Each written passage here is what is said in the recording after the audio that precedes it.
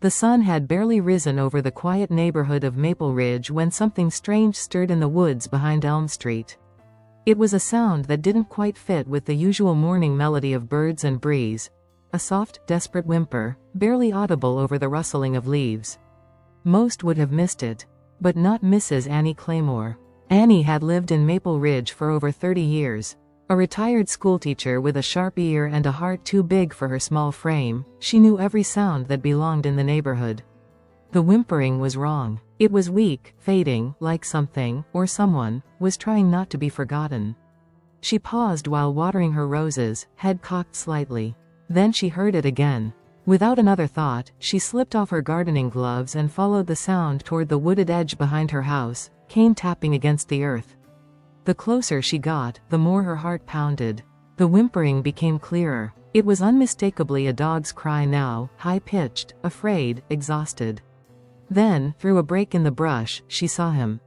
Leo, a brown and white dog with patches of dirt matted into his coat, ribs visible beneath torn fur, and eyes that held more sadness than any creature should have to carry. He was tied to a thin pine tree with a frayed rope, barely able to move. His bowl was empty and overturned. There was no sign of food, no sign of anyone else. "Oh, you poor thing," Annie whispered. She dropped to her knees despite her aching joints. The dog flinched at first but didn't growl or bare teeth. He was too weak, just a slight wag of the tail. Barely a breath. "Hang in there, sweetheart. I've got you now." The vet's office was a blur of urgency.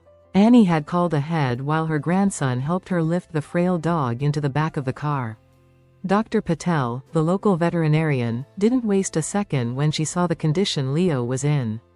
Severely dehydrated, malnourished. There are bruises, some old, some new.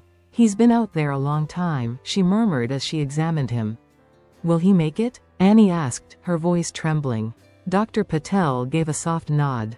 "He's a fighter." They called him Leo after the constellation, because even in his brokenness, there was a kind of quiet nobility about him, like a lion brought low but not yet conquered. The name stuck. The days that followed were a mix of worry and hope. Leo's recovery wasn't easy. He wouldn't eat at first. Wouldn't lift his head. Annie came every day with bits of chicken and stories about her garden. Her soft voice wove around the sterile vet room like sunlight through a storm cloud. Then, on the 4th day, Leo licked her hand. Weeks passed. Leo began to walk again. His fur slowly regained its shine, his body filled out with strength, and the sorrow in his eyes softened. But there was something different about him, something rare. Dr. Patel noticed it first. Leo wasn't just healing, he was observing, learning, connecting. "He's special," she said to Annie one afternoon. "He's not just grateful, he's aware. He reads people. He listens. He responds." Annie smiled, scratching Leo behind the ears. "He's been through something dark. He knows what it is to be forgotten. That changes you." The police had no leads on who abandoned Leo. The rope had no fingerprints, and there were no cameras in the woods. Whoever had tied him to that tree had vanished without a trace. But Leo didn't need vengeance. He needed purpose. And purpose found him. It started with a chance encounter. A woman named Claire entered the vet's office with her teenage son, Micah. Micah had cerebral palsy. His legs were bound by braces, his hands moved in spasms, and his words came in slow, deliberate fragments. But his eyes lit up the moment he saw Leo. The dog, usually cautious with strangers, walked straight up to the boy and placed his head gently in his lap. Micah giggled, a deep belly laugh that filled the entire room. Claire's mouth fell open. "He doesn't do that," she said, eyes wide. "Micah usually doesn't laugh around strangers. Or animals." Dr. Patel glanced at Annie. Annie was already smiling. "Leo chooses who he loves," she said simply. "And when he chooses, he never lets go." From that moment, something began to shift. Claire returned the next week. Then the next. Leo grew increasingly attached to Micah, and the boy bloomed under his gentle presence. With encouragement from Dr. Patel, Claire began the process to enroll Leo in a professional service dog training program. "He has the instincts," the trainer said after a few assessments. "It's rare, but sometimes dogs like Leo, rescued dogs with trauma, make the best service animals. They're deeply empathetic. They tune in to human emotion in ways others can't. The transition wasn't easy. The training was long, challenging, and emotionally intense. But Leo took to it with quiet resilience. Every command he learned, he practiced like his life depended on it. In many ways, it did.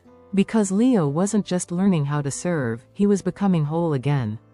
Back in Maple Ridge, Annie still visited him when she could, always bringing chicken and love. The town knew Leo's story now. He had become something of a symbol, a testament to survival, to second chances, and to the goodness that can bloom from even the deepest hurt. Sometimes, on quiet evenings, Annie would sit alone on her porch, sipping tea and looking at the edge of the woods. The tree Leo had been tied to was still there. But now, it stood as a marker not of cruelty, but of transformation. The place where a whimper turned into a roar. The place where a forgotten dog was found by a woman who chose to listen. And Leo, well, Leo was just getting started. The training facility wasn't much to look at from the outside. Just a few low buildings on the outskirts of town, nestled behind an open field with painted wooden ramps and balance platforms. But inside, it was a different world, a place of focus, of transformation. A place where dogs like Leo were reshaped into lifelines. Leo had been quiet during the drive. He sat in the backseat next to Claire and Micah, gazing out the window as the landscape rolled by. There was something steady about him now. The haunted, hollow look was gone. In its place was resolve. A mission. The program director, a sturdy woman with cropped silver hair named Janice, greeted them at the entrance. "This him?" she asked, watching Leo with a practiced eye. "This is Leo," Claire replied. "And he's ready." Janice squatted down to eye level. "Hey, soldier," she said softly. Leo stepped forward, nose twitching. Then, without hesitation, he sat before her and placed his paw gently on her knee. Janice blinked. "Well, guess we're skipping introductions." The first week was all about adjustment. Leo was placed with a temporary handler named Marcus, ex-military, calm, and patient. Marcus didn't treat the dogs like pets. He treated them like recruits. Commands were given clearly, firmly. Expectations were high, but there was no harshness. Only guidance. "Sit." Leo sat. "Stay." He stayed. "Watch." His eyes locked on Marcus with complete attention. Marcus narrowed his eyes. "Where'd you come from, boy?" Leo tilted his head slightly, then flicked his tail. Over the next month, Leo passed every benchmark. Leash manners, obstacle navigation, scent detection, medical alert responses. His sense of timing was nearly perfect. He could detect subtle shifts in body posture, facial expression, and tone. He noticed when a trainer was about to stumble. He noticed when another dog was nervous and gave them space. He even picked up on the subtle tremor in Marcus's right hand, something Marcus thought he'd hidden well. "You're not just smart," Marcus muttered during a break one day. "You're aware." Meanwhile, Micah and Claire visited every Saturday. Each time they arrived, Leo transformed.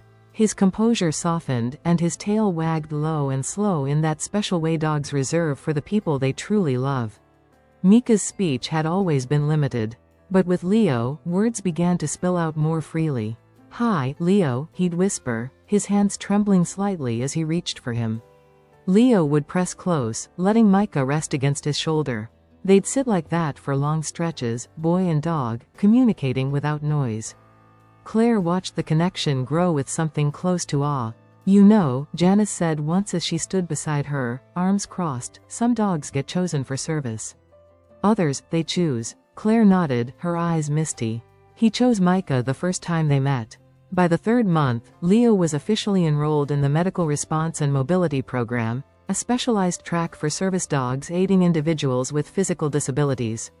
It was demanding. Dogs had to learn how to assist with bracing, object retrieval, opening doors, pressing buttons, and alerting caretakers to distress signals. Leo excelled. One exercise involved leading a trainer from one end of the field to a specific color-coded cone, ignoring distractions like other barking dogs, wind-blown toys, or sudden noises. Leo didn't flinch. He moved with absolute focus, glancing back every few steps to ensure his handler was safe. Janice recorded the session and later played it for the board. "I don't say this often," she said, "but we've got something extraordinary on our hands." But progress never comes without setbacks. One afternoon, during a retrieval drill with Micah present, a loud car backfired in the distance. The sound echoed like a crack through the training yard.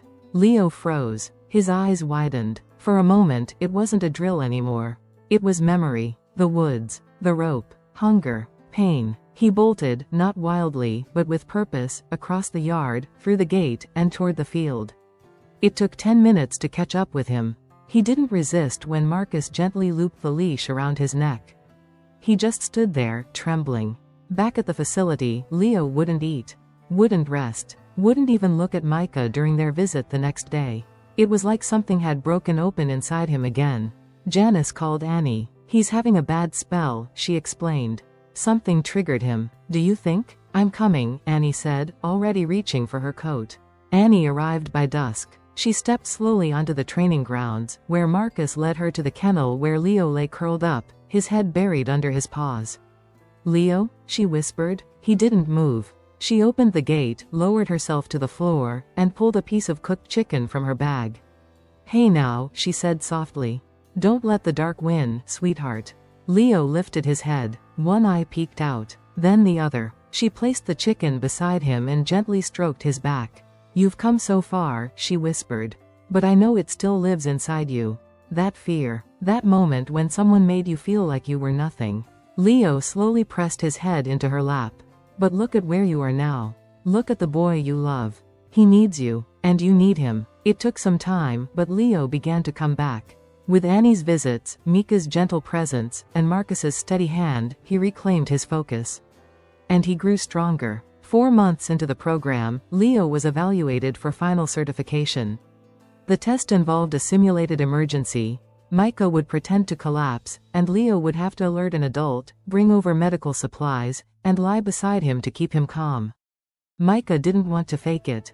He didn't want to pretend something bad was happening. But Claire knelt down and held his hand. "You don't have to be scared," she said. "Leo will always come for you." And he did. The moment Micah sank to the floor, Leo sprang into action. He barked twice, short, sharp, and ran to the door, nudging it open with his nose. He tugged the emergency rope. Then he returned to Micah, lay across his chest, and licked his cheek gently.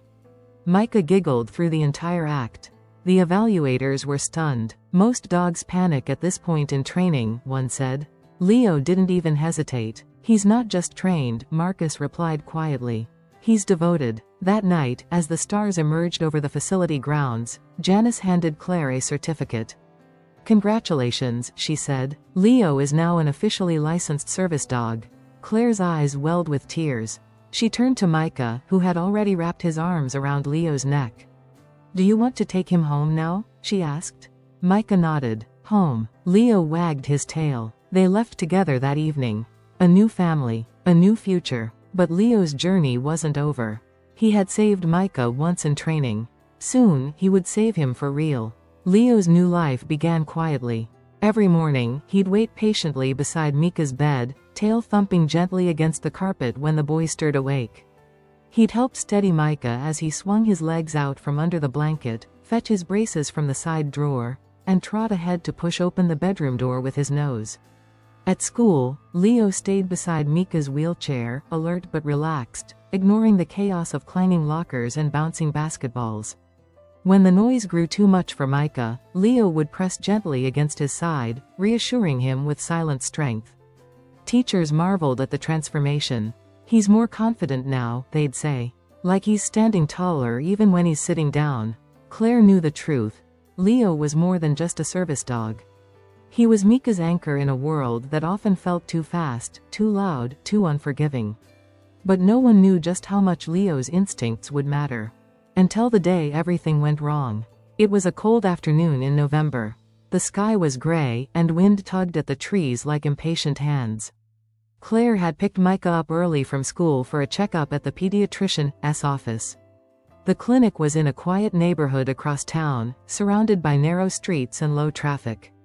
Leo rode in the back of the car with Micah, as always, his chin resting on the boy's leg. The appointment ran longer than expected. As they left the clinic, Claire realized she'd forgotten her wallet inside. She hesitated at the car. "Micah, stay right here with Leo, okay? I'll be back in 2 minutes." Micah gave a thumbs up. Leo stood, ears forward.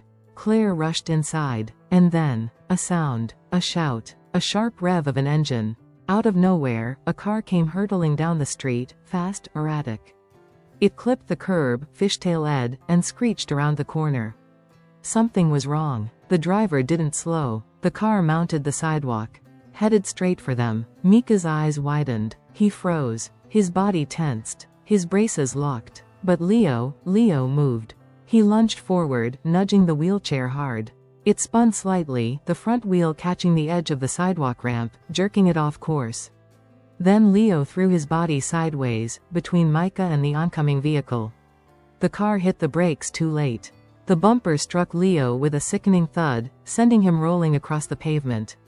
The wheelchair tipped but didn't fall. The car stopped, finally, several feet away. Claire burst out the door to the sound of screaming and tires and sirens. Her heart nearly stopped when she saw Leo lying motionless on the street. "Leo!" Micah cried, tears spilling down his face. Paramedics arrived within minutes. Micah was shaken but unharmed, saved only by the angle of his wheelchair after Leo's push. But Leo was barely breathing. They rushed him to the emergency vet hospital. Claire and Micah waited, hands clasped tight, as the team worked to stabilize him. 2 broken ribs, a punctured lung, internal bleeding, but Leo survived. The vet said it was a miracle. Most dogs would have been killed instantly. But Leo had braced himself, just enough to shield Micah and absorb the blow without being crushed completely. Any slower, and the boy would have taken the full hit, the vet muttered, shaking her head. Leo knew exactly what he was doing. The story made the local news that night. Then national news. Hero dog saves disabled boy from oncoming car. Leo's face was everywhere, wrapped in bandages but still wearing that calm, dignified look. People donated from all over the country to cover his medical bills. Letters poured in from children, veterans, and fellow service dog owners. But Leo didn't care about any of that. He only cared about Micah. When he finally opened his eyes days later, Micah was there. He climbed gently into the hospital bed beside him, curling up in the space by Leo's side. "Hey, buddy," he whispered. Leo licked his cheek. Recovery took months. Leo had to relearn how to walk without pain. His left leg had suffered nerve damage, and he limped at first. But he never once gave up. The same determination that had carried him through starvation and fear now carried him through rehabilitation. Micah was at every session. He'd talk to Leo, laugh with him, even imitate the physical therapy exercises with his own braces. They were healing together, boy and dog, one step at a time. By spring, Leo was walking again. A little slower, a little stiffer, but proud and strong. Janice, the trainer, visited one day during Leo's final checkup. "He'll never be quite as fast as he was," she said softly to Claire. "But he's still got everything that matters. Heart, instinct, love." Claire nodded, wiping away a tear. "I think he's always had more heart than most humans." The mayor of Maple Ridge hosted a ceremony in the town square. Hundreds gathered to see Leo, now wearing a golden vest with the words, "Service Dog" and "Hero," embroidered along the side. Micah held the leash proudly, chest puffed out like a knight leading a noble steed. Annie was there, of course, front row, clapping with happy tears on her cheeks. "I always knew," she whispered. "From the moment I found him, I knew." Leo received a medal, a bone-shaped plaque, a standing ovation, but his eyes never left Micah.